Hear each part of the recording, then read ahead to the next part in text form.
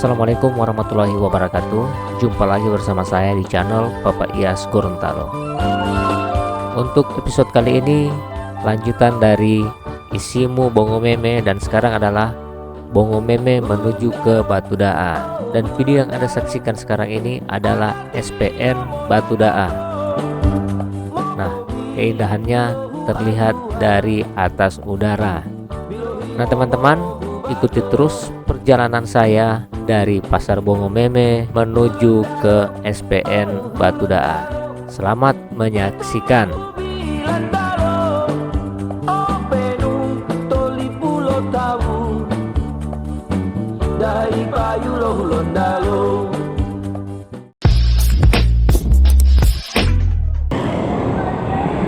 Baik teman-teman, kita mulai saja perjalanannya. Kita start dari Pasar Bongo Meme menuju ke arah Batu Daan kota. Dan perjalanan ini akan memakan waktu sekitar 15 menit dengan kecepatan 40 km per jam. Jadi saya ambil video ini sedang-sedang saja kecepatan dari mobil yang saya kendarai. Baik, kita langsung selamat menyaksikan.